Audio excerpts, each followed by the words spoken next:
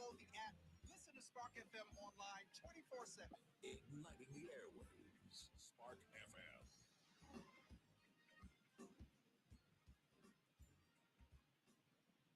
Are you tired of renting and need more of your own space? Are you getting stressful letters or calls from your bank? Does your home require expensive repairs and you just don't have the funds to fix them? Regardless of whether you want to buy or sell, Taylor Andre of Unprint Realty is here to help. From saving your home from foreclosure to walking you through the process of becoming a first-time homeowner, Taylor makes real estate easy. With your best interests at heart, knowledge of the market, and a passion for people, Taylor is dedicated and motivated to serve you. Good rising, good afternoon, good evening, or good night. I am Tayla Andre, and I am determined and dedicated in assisting you in all of your real estate needs. Give me a call at 617-459-0041. Again, that number is 617-459-0041. Or you can email me at taylandre@thumbprintrealty.com. You are enjoying the miracle of radio. New England's #1 urban Caribbean music. Radio. Spark FM. Good rising, good afternoon, good evening, or good night. I am Tayla Andre. Waking up with Tayla Andre has absolutely nothing to do with the time of day we link up, but about waking up your third eye with unorthodox conversations leading to universal consciousness. Coach, you good? I'm here. How you doing? Good morning, good afternoon. Good rising, good rising. I feel good. I feel great. I feel wonderful. I'm a little in my feelings because I'm seeing what's going on in the city as far as Politricks is concerned. And so for those who don't know, you got a long history of being in the city of Boston and just being engaged in Boston. Our last conversation that was not on air but was off air, I learned how active you were even in your high school years. And so politics is nothing new to you. You're currently running for city councilor at large. And so I just want to talk about why you running for city councilor at large? What changes do you desire to make? And we'll start there. Well, I'm running because, years and years of advocacy around Boston on different issues that impact our community of colors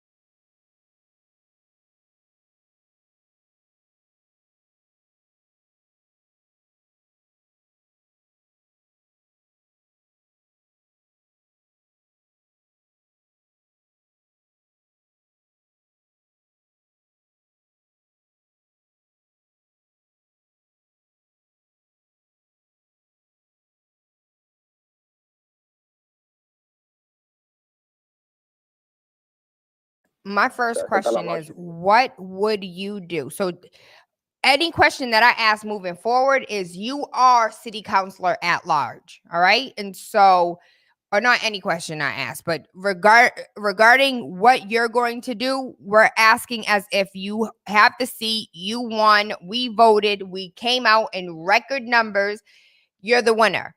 What would you do about Madison Park? Well, I've been working on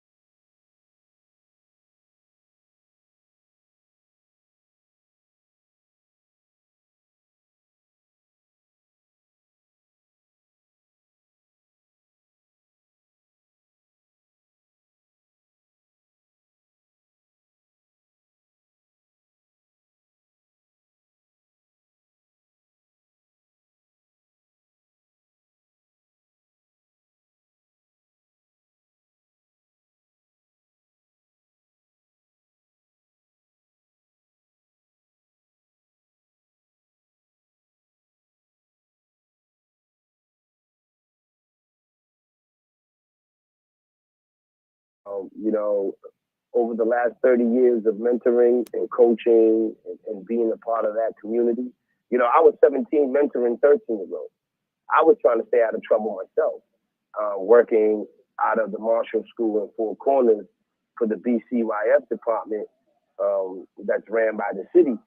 I had to figure out what was the best way for me to be able to be a grandfather one day, you know? And what I was doing, working through that department, we've had all the programs, and we continue to have these same programs today. What was a concern to me then, and it's still a concern to me today, is the fact that we don't apply a lot of those services and we don't promote a lot of those services. The young men of Boston, the young children of Boston, boys and girls, because, you know, I had young ladies playing football, and most coaches was like, what are you doing? I'm like, I'm allowing a young person an opportunity to grow as an athlete. We deserve that. We deserve that as people of color. We deserve opportunities at all costs. It's not, for me, I've never coached anyone or mentored anyone looking for a game. Like, I wasn't looking to win a football game because I knew it was more important to get your son or your daughter into high school, and being a student athlete at that level was more important than winning a football game at the Pop Warner level, since our programs in BPS are dying. You know, I graduated from Madison in '96. Today, in 2021, there's no football team. I played hockey for Madison. There's no hockey program. Once the teams like East Boston and South Boston and West Roxbury programs dwindle off because the numbers started to die, the city got rid of the programs. But the children who should have access to it was the ones that were really losing. And this is what's going on across the city. We have tons of young folks who are looking for opportunities, but the opportunities are not really being presented to them.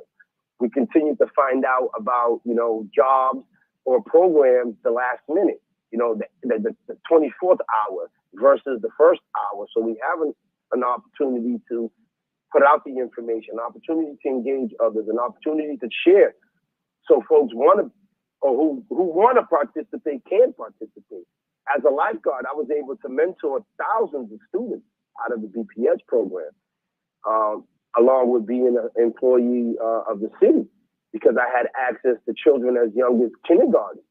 Those same children I offered swimming lessons to, because the school could only provide so much swimming to the children.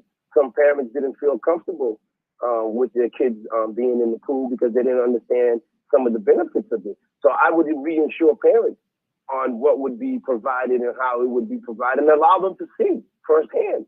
And their children now are lifeguards across the city. Their children now have a life skill. Their children now are parents of children who can swim and can do certain things because the opportunity was presented to them as a young person.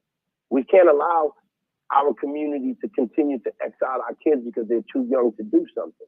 And that was something that I felt I can enhance as a city councilor by making sure that city programs are put out to the public. Not only put out to the public, but to bring the public to the program so they can understand, you know, the benefits of going to summer camp on Camp Harborview, which is on Long Island, that we take, you know, thousands of Boston children to and from using ferries. These are free programs. Hold on, but coach, you know the one thing they're gonna tell you, right? We ain't got the money. So you over here talking about, you know, give the kids some programs, give the kids some jobs. We ain't got no money. And I say this because I know you know the budget. And so I want you to break down this budget. Where the money coming from? We ain't got no money for them kids. No, the money's there. The money's there. The issue, the true issue is the fact that the line items are in the budget for the department. The city council doesn't have the authority or the say how those line items are actually allocated. So when you get $1 million for violence prevention, it can be a line item in 4 different departments. So in reality, it's only $250,000 for violence prevention. The money's there. Every single community has a community center that's already budgeted for, that's already being paid for. The programs are there. The programs is part of the day-to-day operation. The fact is, we don't have enough accountability to make sure that individuals are actually performing their duties. This is one of the reasons why I'm running for office, is to make sure that the same program being offered across the city has the same quality. We shouldn't dumb down the program in the middle of Geneva when we know that's the murder corridor of Boston. It's a Boston Globe article, and they call Geneva, Talbot Ave, Bowdoin Street, Blue Hill Ave, the corridor, the murder corridor of Boston, where we have a high concentration of Black and brown young men. But at the same time, we have 5, 6, 7 community centers within the same district. We have the Lee School, we have the Marshall, we have the Harlan, we have Mildred Ave. We had the Grove Hall Community Center right at Castlegate, but they closed it due to budget cuts. Then we spent $72.5 million in police overtime versus giving BCYF an increase of $300,000 to run this building. The Grove Hall Community Center comes out of the Burke High School. So this means the students that attend Burke High School have an opportunity to use the community center directly after school, not at 6 p.m., not to go home or go to the, run around the neighborhood and then come back. No, you get out of school at 2:30, 2:45, there's a program going on for resume building, or a look into the trades, or, some college courses, computer classes. It's all within BCYF. BCYF has computer labs that was donated by the Rotary Club. When we had the World Trade Center explosion, the Rotary Club donated signs across the city of Boston. Not only signs, but they gave us computers to equip computer labs at community centers across the city. But who knows there's a free computer lab at the Vine Street Community Center? Who knows that there's a free computer lab at the Harlan Center? While we're trying to run to the library thinking that's the only place in our community we can use a library, a computer free of charge, there's one at the community center with an instructor that will help you navigate those different softwares so you better understand it. So the money is already being placed, but the programs are not being ran, in my eyes, efficient, especially in the Black and brown community. Because when I was working in different parts of the city, these same programs that I speak about was running at 100% capacity. Like they had a waiting list for weeks on end. When I was running swimming lessons out of the Marshall, I had a waiting list for a year. When I was doing lifeguard classes, I had 300 to 400 students a year. Now there's a shortage of lifeguards for BCYF, for the state of Massachusetts. The DCR pools and beaches has a shortage. I was doing all this as a lifeguard making $40,000 a year. So I know it can be done because I did it myself out of a lifeguard title. Now, if I was a city councilor having that title, I'll double my efforts because I'll be able to reach out to other people who hold position of power to emphasize the reasons why we need to continue to build within our city. What are you doing about education? Because education is a whole long conversation. What are we doing about the fact that curriculums don't properly reflect our children? What are we doing about the fact that exam schools have an overpopulation of white students? What are we doing as far as holding the parents accountable that are sending their children to exam schools but don't live in the city of Boston? What do we do? Education across the board. Do we have a hybrid school board? Do we have an elected? What does education overall look like? Well, it's great that you say that because I'm a champion of education. I walk into the school committee meetings and security asks me why I'm there because I'm not there to be nice. I'm not there to be, your drinking buddy. I'm there to get things done. I want to make sure that students in VPS receive the adequate services they need. We can't continue to have a appointed school committee. We need an elected school committee so we can hold individuals accountable for their lack of. VPS has 41% of the city budget, meaning that it's close to $1 billion a year of funding. So when people say BPS need more money, in one sense, yes, in another, no, because we continue to put money into BPS, and it hasn't changed the outcome. We still have graduating seniors reading at 3rd and 4th grade level. The achievement gap hasn't closed, but the budget continues to increase. BPS is the only department in the city of Boston that does not require you to live in the city. That was one of my biggest issues when I worked out of the John Marshall School in Four Corners. Now, all the teachers were like that, but 9 out of 10 who didn't live in Boston was out the door at 2:34. School let out at 2:30, they were out the door at 2:34. So any child that needed extra help with reading, math, or science, or had any concerns wasn't able to receive that extra help because the teacher was out the door. They have children that they need to pick up. They live in Taunton. They live in Rhode Island. They live in New Hampshire, which everyone should have an opportunity to employment. But at the same time, the police department requires you to have 2 years of residency in Boston before you can apply to become a police officer. And you have to live in the city for 10 years to be able to move out of the city. That was done to offset the increase of living.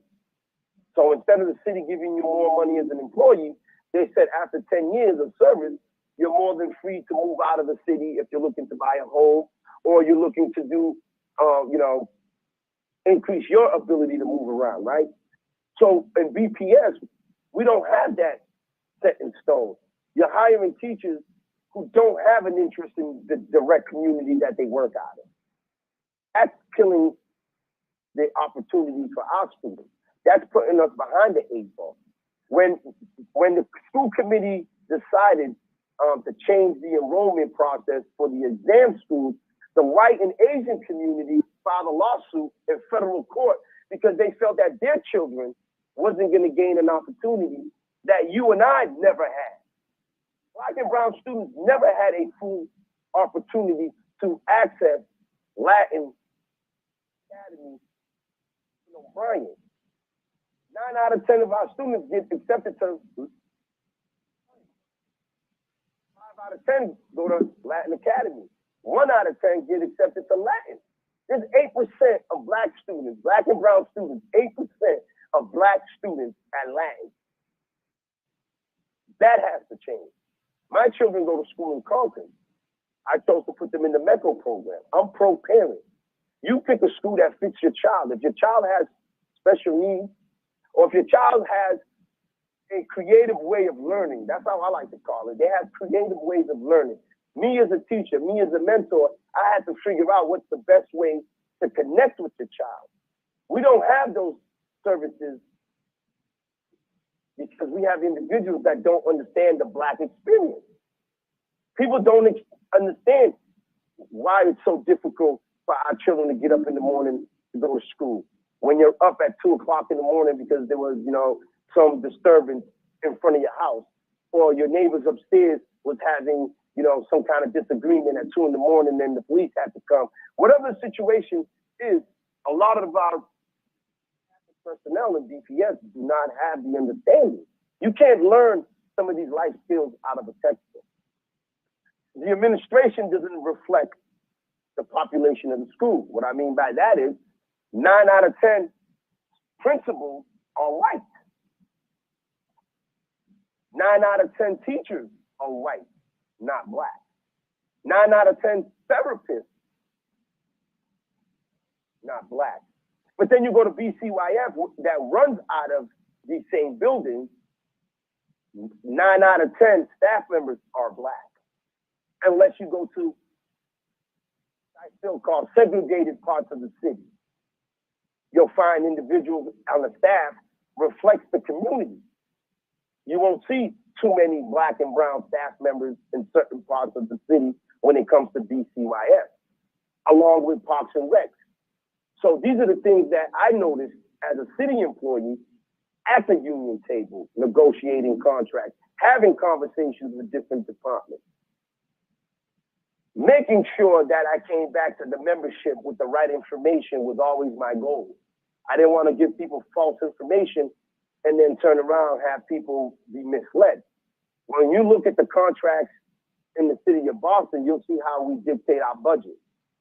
As long as there's a contract that's not being negotiated, the budget is pretty much already set to that contract. So meaning if the contract's a 3-year contract, the city budget is pretty much set in stone for 3 years. My last contract at BCYF was expired in 2013. It was a 6-year contract. We combined 5 departments into one because the language pretty much mirrored each other. The city didn't want to have 5 different negotiating teams or 5 different negotiating tables at the same time. So we merged all together under one union and was able to come up with a contract that didn't benefit us. It was a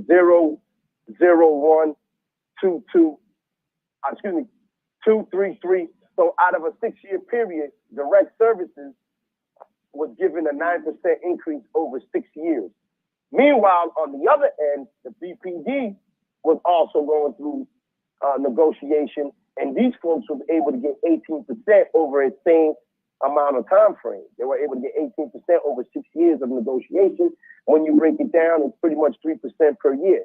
Where folks who work for the call takers, that when you call 911, the people who are picking up your trash on the streets, DPW, folks who are cleaning your park, folks who are providing you services out of BCYF, these folks were given zeros. And that's something that was troubling to the staff. So we felt that, why would we give 110% when the city doesn't really truly appreciate us when it's time to negotiate contracts? So the city budget works directly aligned with the contracts that we agree to across the city. 41% goes to Boston Public Schools. About 20%, 22% goes to the police department, and then everything else trickles down. The other 40% breaks down into all these other departments where BCYF is a $30 million department that provides direct services. Half of the police budget for overtime can fuel and fund BCYF. Add another $10 million. That program now is providing quality services across Boston versus only pockets of the city. Okay. All right. Good answer. Good answer. So what about the fact that we have an abundance of school police? We just recently had a conversation with Steve Wilson, who's just like, next year we'll be in khakis and t-shirts. What the violence going on in the school? Let's tackle that. Okay, let me tell you, my whole game plan, right? I started off working with the city when I was 14 as a junior lifeguard. So I'm 30. I'll be 44 this year. So for 30 years, I've been inside the city circle of employees, right? Even after 5 years of leaving, I still get the union phone calls from different pieces of the puzzle, right?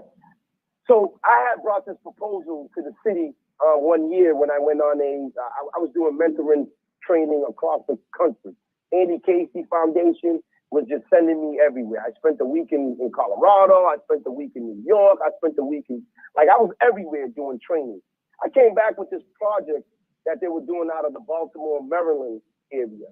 And it was geared towards the Black community. It was for the Black community. And it was working. The violence in those towns, in those cities was dwindling. And it's the same thing we can use in Boston, which is a smaller city. So take a look at this, right? We asking for more in BPS, right? To help offset some of these costs and issues. My vision would be to put every middle school a youth worker.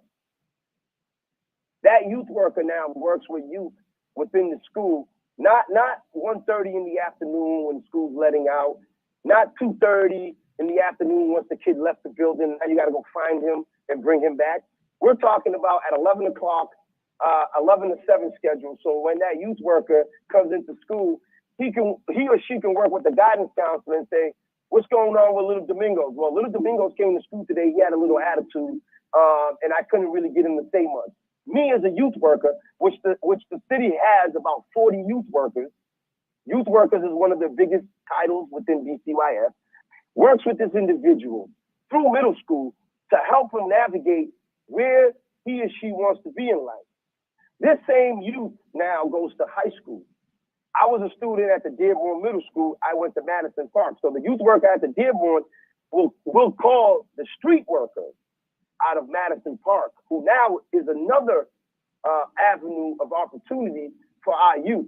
Not to have a street worker sit at Ashmont Station waiting for the jump off. That's not what we should be doing with street workers. Street workers should be, in my eyes, should be working directly in our high schools. Once a middle school youth counselor identifies Domingos as an active member or an individual who might be going down the wrong path, I make that call to the youth worker. The youth worker makes that call to the street worker, out of that high school and say, hey, you got this student named Domingos DaRosa who's going to come to you next year. He lives off of Bowdoin. He might be affiliated with one or two of these groups in the area, and we want to make sure he has a smooth transition into high school so we can keep him on the right path. He likes to play basketball, swim, and play football. Is there a way that you can introduce him to the coaches or put him on the right path for him to be able to obtain those opportunities? We just took a student from one point to the next point and having that person track him or her to make sure they stay on the right path. We don't need no more school police in our schools. I don't even think we need a police in our schools, because all it does is give our students, our children, the image that they see on the street. When you're attacked by police officers for walking down the street, for looking a certain way, you take that with you to school. First person you see on everything I love, the first person you see when you walk into the school building is the school police. Why would you have a positive day when the first person you see for your first introduction into the school day is a police officer? When you have negative experience at home and at school with officers. Now, I'm not saying that we don't need some form of security within our buildings, but there's other ways to do that without having police presence.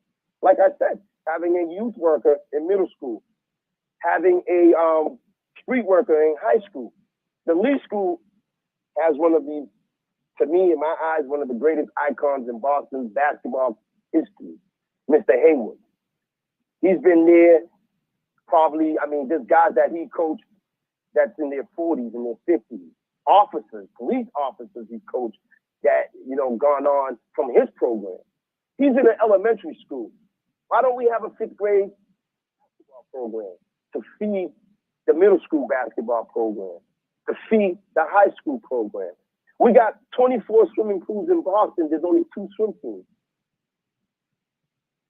The Mason pool. Hold on, because I feel real ignorant right now because I can only think of 4. We have 24 swimming pools?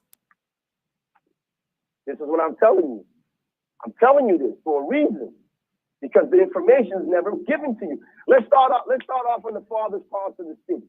West Roxbury has the Draper Pool, right? That's right on the Dedham-Boston line. You can go there with the membership that you buy out of the Lee School, but they won't tell you that because there's site councils at every site. Some do, some don't, that can generate funds for extra programs. We'll talk about that in a second. Rosendale Square, you have pool. You have the West Roxbury High School pool. You have Mildred Ave. You have the Mattapan. You have the Lee School. You have the Harlan. You have the Marshall. You have the Murphy. You have the Mason. You have the Blackstone. Like I said, 24 pools. All pools, sis. We got outdoor pools in North End, the Marabella pool. We got the Clarity pool in Charlestown. So when I was working at BCYF, my network, the biggest title in BCYF is lifeguard. I was the senior lifeguard. I was there longer than anyone else, except a gentleman by the name of Ramon, who was there a year or 2 more than me. We were the top 2 lifeguards in the city. Between me and Ramon, we was training 1,000 lifeguards a year. So I have today, I met at the Marshall School who are lifeguards for the city of Boston, who works out of the Quincy pool. The Joshua Quincy School has a pool. The Blackstone has a pool. Free pool in East Boston. So I was able to connect 24 pools means 24 community centers. Each pool comes with a community center. Each pool comes with a computer lab. Each pool comes with an athletic director. Each pool comes with a youth worker. You following me? I got you. Yo, I didn't realize that it's about to be the top of the hour. I didn't realize we went through this so quickly. All right. So listen, you're city councilor at large. What are the 3 major changes you're making in your first 100 days? Major changes. I know you're going to put this out. You're going to put that out. What 3 major changes day 1? My three biggest major change, we're going to address our school, our education system. We're going to make sure that we give it back to the parents, the constituents, the voters. We need a elected school committee where we can hold individuals accountable, individuals that are going to help further the education within the city, not hinder it. We can't have a school committee chair who's making fun of people's names on a Zoom meeting. That has to change. They don't respect the people they serve. So you're never going to get a quality of service. Public safety is a big umbrella. We have to deal with what's going on Mass and Cass. We can't continue to allow it to run the way it's been running. We've gone from watching individuals, from shooting up in the middle of the street to watching brawls and stabbings and shootings and drug transactions within the area where it's too uncomfortable to navigate that area for people who just go there for basic medical service. We're going through a pandemic right now, the COVID pandemic, and we can't access the city hospital. We can't use our only public city hospital because of what goes on around it. People are terrified to go in and out of BMC. My other piece would be employment. What's going on with these city contracts? $2.2 billion. We have ordinance that governs a lot of this. 51% Bostonians, 40% blacks and browns, 12% women. These things were put in place to help the people of the city. And when you read an article that says only 1.2% was given to the black and brown hold on, community.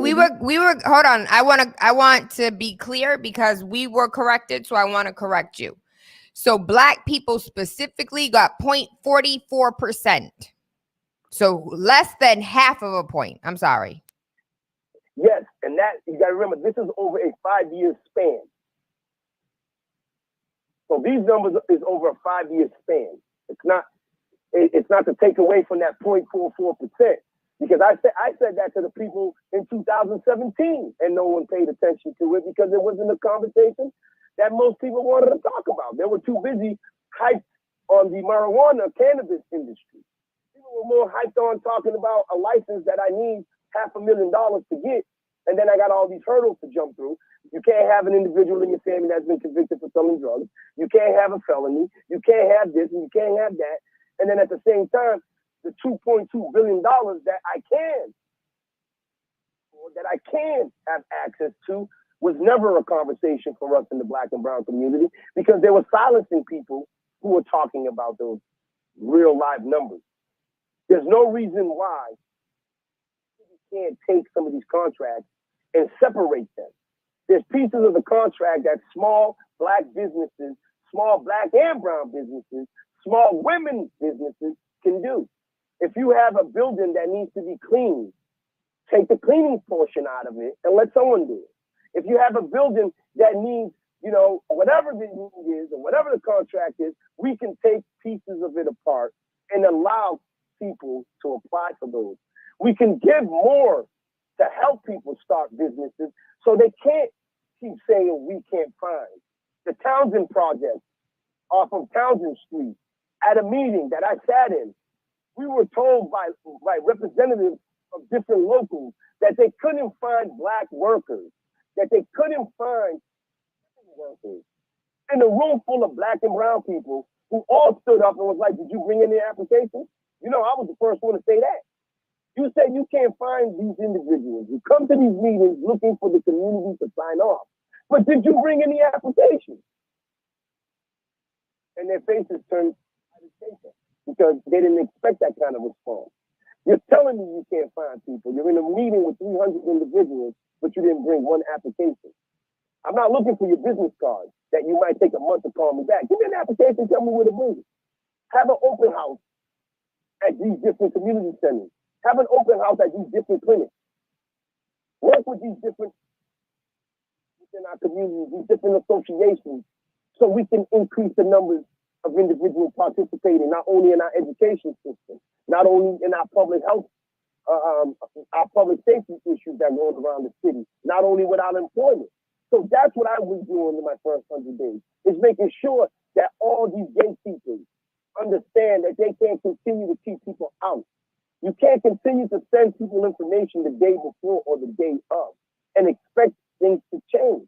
You can't continue to have the meetings with the same people who are giving you the same ideas versus letting them fresh ideas and fresh eyes to the situation.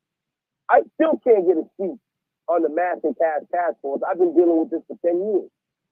But no one wants to hear what I have to say because why? I don't have initials. Like a lady said to me at a meeting, what are your initials? So what do you mean by that? Oh, I'm an LPN, I'm an RN, I'm a this, I'm a that. I'm like, so what does that got to do with the meeting?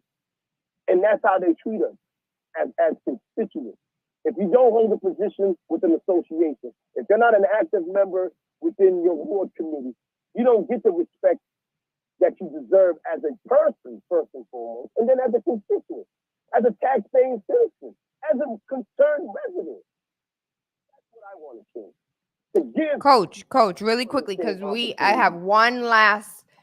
We only have time. I got plenty more questions, but we don't only have time for one last question. So I absolutely do want to bring you back because we have a couple months before it is time to vote. You definitely have my vote. You always have my vote.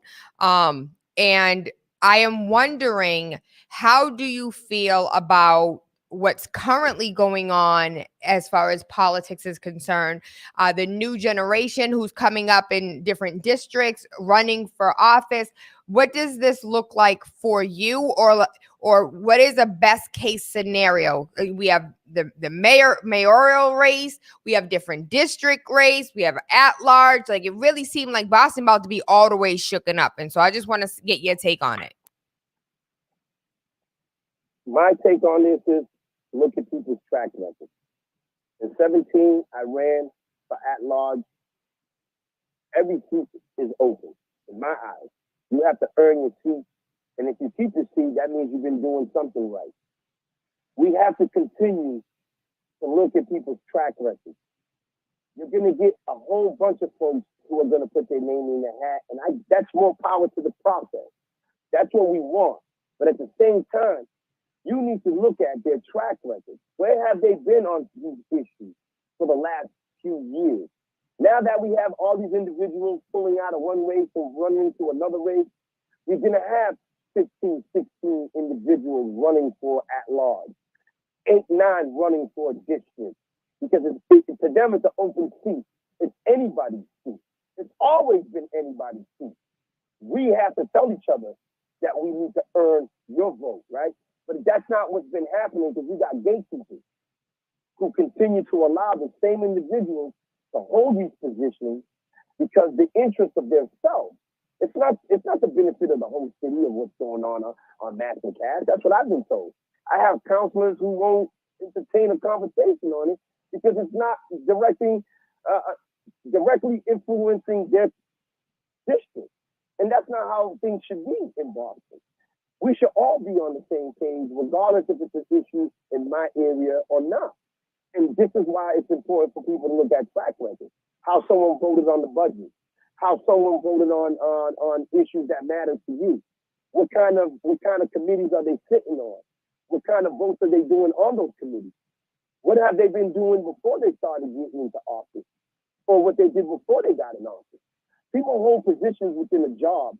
What I mean by that is, I work for the Domingos. My job was to be the executive director. I wasn't doing that from the kindness of my heart. I was doing that for a salary. And I'm not knocking anyone who has a position with any organization. But what was you doing once the clock ran out? Once you punched out at the end of the day, was you volunteering at the local Boys and Girls Club? Was you going to, the closest school to your house and cleaning the schoolyard? Was you helping the community clean up on Boston Shine, which is a yearly event that Boston puts on for residents to clean the community they live in? Those are the records that I'm looking for as a constituent, not even as a candidate. For a mayor's race that I'm not in, for a mayor who's been out here before they decided to run for mayor. What they've been doing to help their neighbors.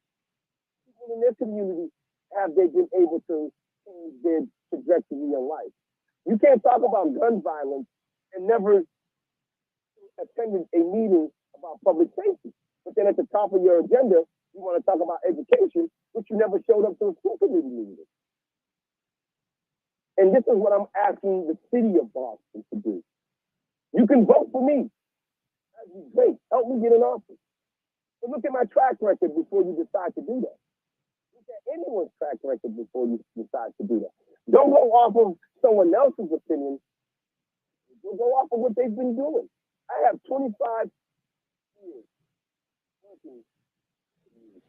I worked 23 out of those 25 years within BCYS, which used to be called Boston Schools, because it's out of schools. Then it was called Boston Community Center. People who have history with our city. If you can't tell me where Harry degree, if you can't tell me where Shea Boo is, things that we as have to look at. We have folks coming from all parts of the country. Boston, believe it or not, is a stepping stone for a lot of politicians. We get a lot of individuals who come here because Boston politics it's nationwide politics. People look at a lot of things we do. And if we continue to allow folks just to walk in, the gentrifiers to come in, not only take our homes, but take our politics and then dictate how we go about, making the best choices for our city. It's an American Legion highway. Do people still think that's a great idea? Mingo, I wish I could keep you forever, ever, and ever. We have reached all the way to the top of the hour. What last words, for me, my last words would have been to rewind what Mingo's just said. He said, look at their track record. Pay attention to what it is that they have done. Not the boards that they sat on, not paid positions. Where did they spend their free time where they were not getting paid? Anything else you want to add before we wrap up? And you can find me at DaRosa at Large on all social media. You can go to my website, DaRosaAtLarge.org. If you want to join my team, my staff, it's all organic. These are folks who had no interest in politics. We've been able to come together to create a group of folks who are concerned and want to have these things addressed. My solution is your solution because you're the one putting it on the table. Your conversation is leading the change. It's not Domingos' show. It's our show. It's our community. It's our city. Our problems, our solutions. You can find me, like I said, any day of the week. You can find me in Boston, around Boston, doing what I always do, and that's just love my neighbors. I thank you. I love you. I appreciate you. I hope you have an amazing day. We could definitely talk more offline. And Leon's up next because we're going to talk to him about what he's running for and what he's doing and what he's been doing. You want to talk about track records? We could talk about you and Leon's track record for hours, but we don't have the time for that right now. I thank all of you. I appreciate you. Mingos, blessings over you. I know they coming for you. They've been coming for you for years. He said, let them come. Thank you, guys. Have a great day. You as well. I am Tayla Andre. Waking Up with Tayla Andre has absolutely nothing to do with the time of day. We link up at about waking up your third eye with unorthodox conversations leading to universal consciousness. Jules, anything you want to add about that conversation that you just heard? I mean, there were a lot of surprises, but I'm glad that, there are a lot of people trying to get into these positions and trying to, make some changes because guaranteed Boston does need it. So, yeah, I'm kind of excited to see what he's going to do. I'm excited to see what he's going to do, too. You can vote now, right? Yeah. Can we have like a youth vote type conversation? Can you make that happen with young people? I want to talk to young people about their vote and how they feel about voting. Can we actually do all the young people like under 30 that are currently thinking about running and all of the positions that they're thinking about running for? I just want to have a youth political conversation. Can you make that happen? I believe in you. I am Tayla Andre. I thank you. I love you. I appreciate you. I hope you guys have an amazing day. This week is dope. We got a lot of dope people this week and next week. So shout out to you. Shout out to us. I will see you tomorrow. Everything Tayla Andre, TaylaAndre. You are enjoying the miracle of radio. Radio. New England's #1 urban Caribbean music. Radio. Radio. Spark FM.